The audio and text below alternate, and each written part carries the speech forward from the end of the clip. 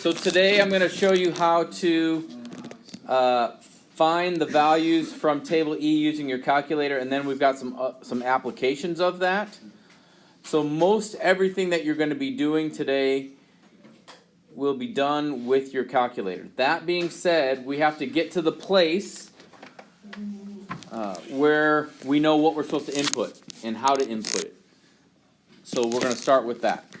The first thing I'm going to do is show you how to do some of the problems that we did on Thursday in 6-1 using your graphing calculator. Okay, so for starters, these are the problems that we ended up doing on Thursday, and we had to look up these values in table E, and then that's where these numbers came from. Okay, so this is we already did these, but I want to show you how to do to come up with the same values using your calculator.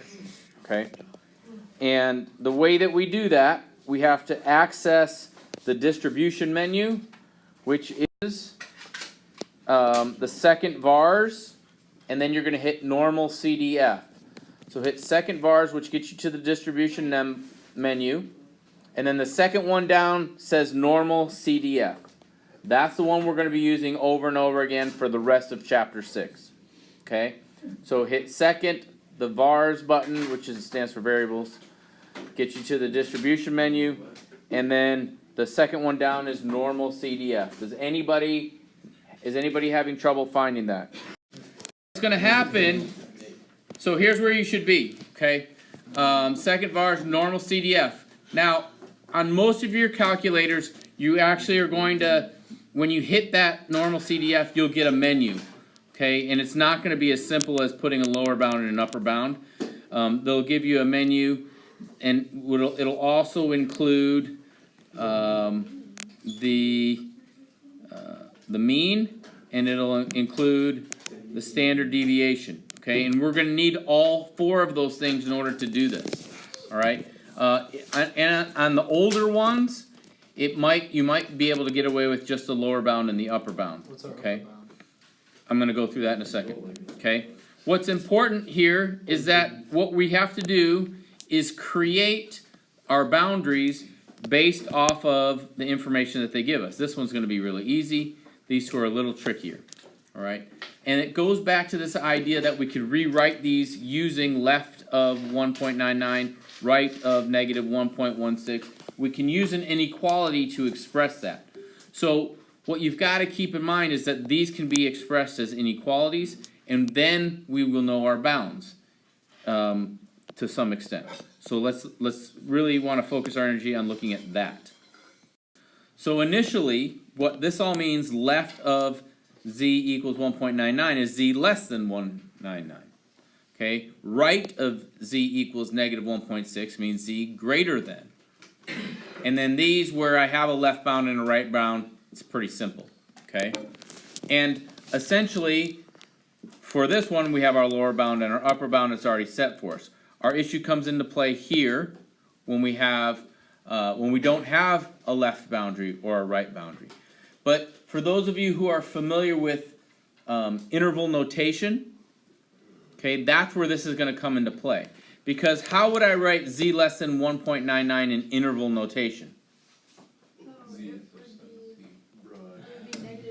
Negative infinity to 1.9. So here's what this first one would look like. Less than means it goes on and on and on forever to the left. That's negative infinity. All right. There is no infinity button on your calculator. So here's what we're going to do in place of that negative infinity. Because this is our upper bound, this is our lower bound, and we need to figure out a way to put negative infinity into our calculator. Well, what we do for the lower bound is we pick a really, really small number. And the way that we can put a really, really small number is this. Okay? And the way that we put negative, this means negative 1 times 10 to the 99th. Now, how you enter that in is, if you look, it's above the, which button is it above? There's an EE button above the comma. Okay, right above the comma you'll see an EE button.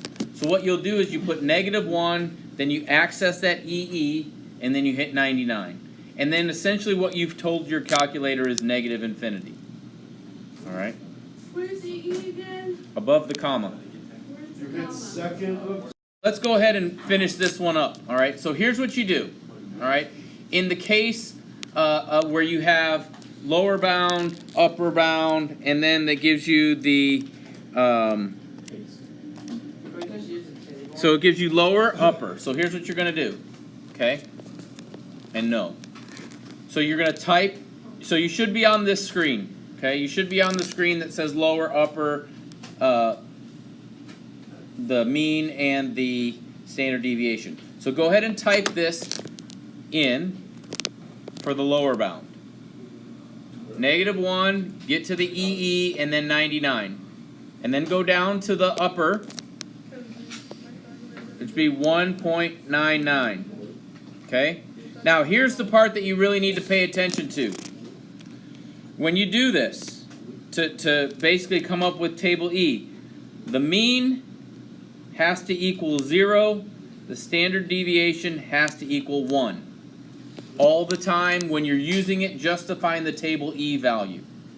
We're going to change those values to do the applications, but the mean and the standard deviation have to be set specifically just to find the table E value. So what I want you to do is I want you to plug the lower bound in, the upper bound in, make sure the mean is 0 and the standard deviation is 1, hit paste, and you should get that 0.9767. I want to make sure that you got that. So do that now and let's make sure we know what we're doing. Let's look at the next one. Okay? The next one, z greater than negative 1.16. So what's that going to be like in interval notation? Oh. Negative All the values above negative. Go to positive infinity. So how do you think I'm going to put positive infinity in my calculator? Just the same thing minus the negative. Yep, take the negative off and just leave it 1 to the times 10 to the 99. So go ahead and enter that in again. You just put one. You can try it. Sometimes it'll work, sometimes it won't. Okay? Remember, the mean has to be 0, standard deviation has to be 1. Then go ahead and do the last one as well. So here's what that looks like in terms of how you entered into the calculator.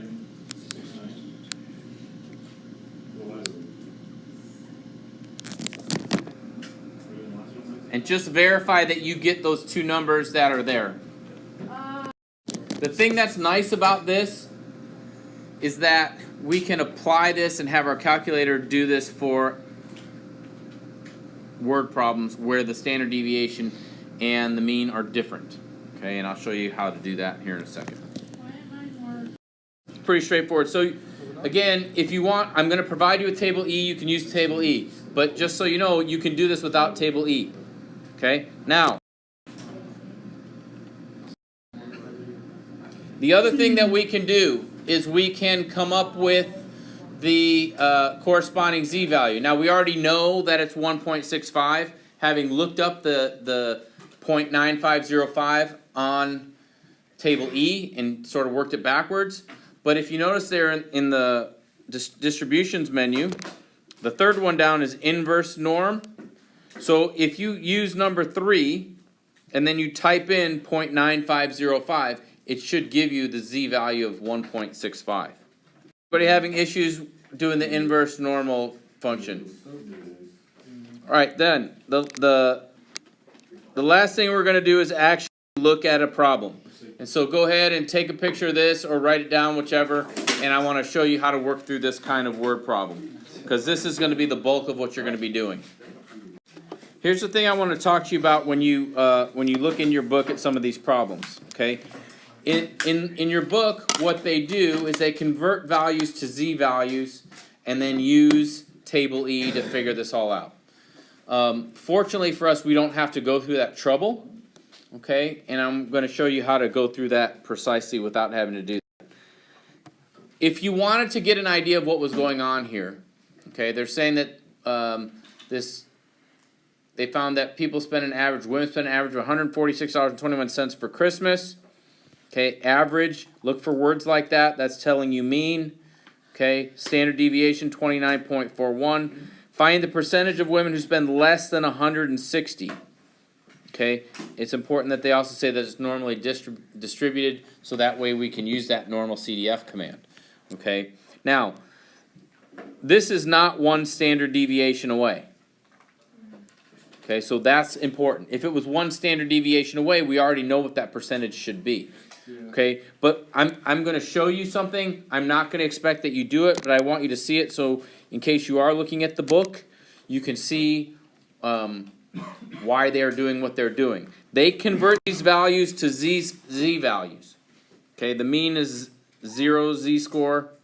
Okay, and then we've learned how to find z-score in the past, and this one ends up being 0.47. We don't have to do that, though. We've got the technology that'll allow us not to mess with that.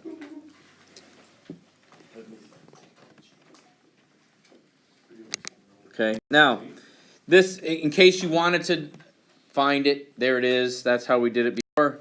Okay, we could use table E to do this, but again, there's an easier way. And so what we're going to do is you're going to use that normal CDF command, the lower bound and the upper bound, just the same way that we did on those other examples if it's less than or greater than. Okay, and then this time we're going to actually enter the mean value in and the standard deviation value in other than 0 and 1. And when you get to do your homework and we get to our quiz tomorrow, I need you to write this out. The rest is what you're typing in your calculator, and I just want you to write down what you're typing into your calculator. Okay? So in this case, what is the lower bound?